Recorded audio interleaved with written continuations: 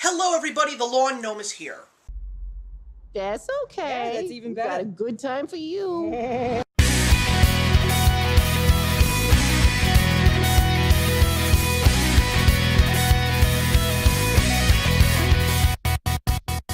Because of the fact that it is still summer and still pretty hot out, I can't really wear my Muppet Show hoodie because that's one of the best ways that I can actually give a tribute to Jim Henson, but the fact that he did have a hand in making the first Ninja Turtles movie, I'm gonna wear this shirt because we're obviously gonna be talking about his son, Brian Henson's new film, The Happytime Murders, starring Melissa McCarthy, Joel McHale, Maya Rudolph, and a bunch of classic Muppeteers, including Bill Beretta and Kevin Clash, and a whole new generation to give us a Muppet-style film that we have never seen before.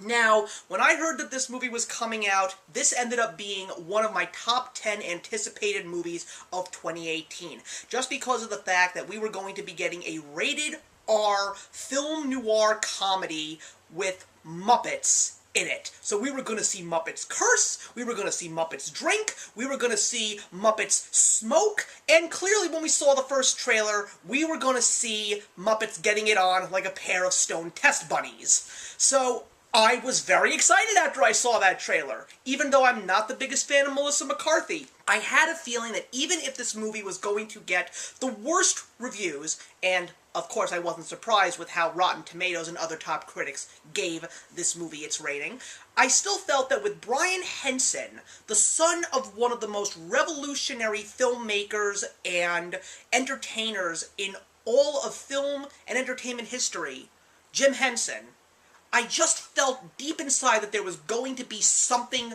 good in this movie.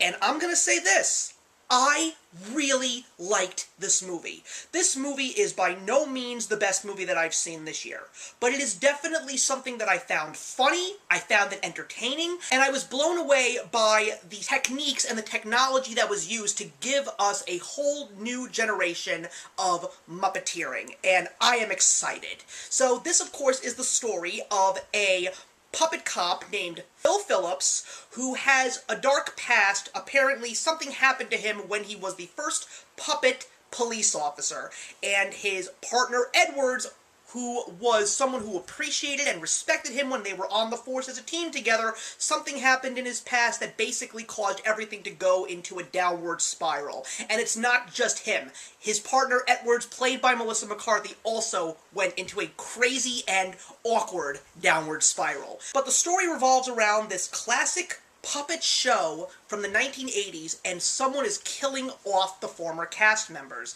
And because of the fact that Phil happens to be the brother of one of the cast members, this is not just something that has to be solved, this is very personal to him. I thought the story was fun, I loved the characters, and there was also a great deal of nostalgia, because this really was a movie that was made for those people that grew up with the Muppets and Sesame Street. Let's give the fans a movie where puppets get a little bit dark and puppets get a little bit raunchy.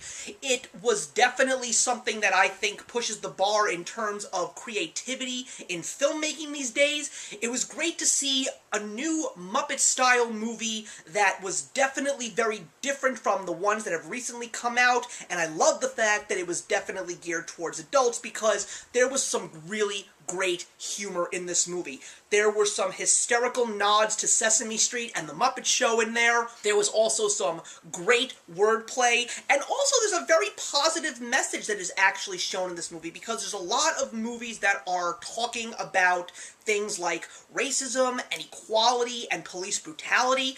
This movie, while it really doesn't come off as extremely preachy, it definitely does send a message that is very important to the world today. But it's not the driving force of the movie, which I was actually very happy about. This movie was really there for the entertainment, for the nostalgia, and for the fun. But there were a couple of things that I really didn't like about this movie, and one of the few things that I really didn't like was Melissa McCarthy. I mean, I loved her in Bridesmaids, and there are some times where I find her really funny, but in this movie, I don't know if it's just her, or if it's just any company or any director that gives her a phone call. They just don't know how to truly get the true comedic potential of this person out. Now, I'm more excited to see Melissa McCarthy later this year in a dark dramatic comedy called Can You Ever Forgive Me? And I seriously feel the more times I watch that trailer, there could be Oscar buzz around her in regards to that performance. But I didn't find her character relatable. I didn't find her character as funny as some of the others. As a matter of fact, Maya Rudolph in this movie is so much funnier than half the cast members in this movie, and she has such a small role in this film. I also really felt that the middle act of this movie fell a little bit flat. It had a hilarious beginning, and it had an amazing conclusion, and even though there were parts of the film in the middle that I did find fun and entertaining, just most of it made me feel like it was lagging a little bit, and that's crazy considering the fact that this is an hour-and-a-half film.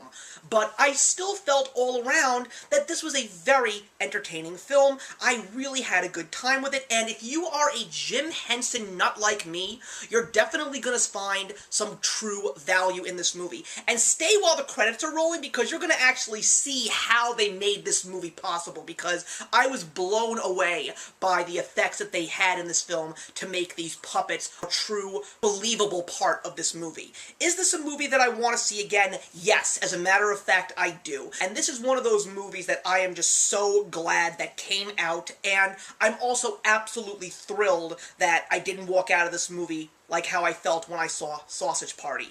And do I want to get this movie on DVD? Yes, I do. Not a day one buy for me, but when it goes down to maybe about $10, I will definitely want to add this movie to my collection.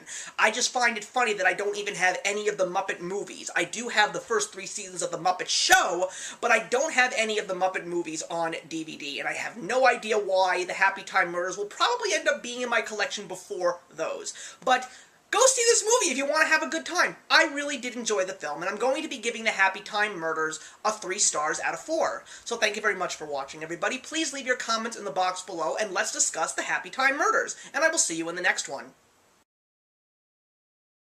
Hey, thank you so much for stopping by my channel today. If you're new here and want to see more of what my channel has to offer, please click on the link to my last video, or hit that subscribe button to be kept up to date with all of my uploads. Content of all sorts is posted here quite often, so trust me, you do not want to fall behind. I will see you in the comments, and actions speak louder than words.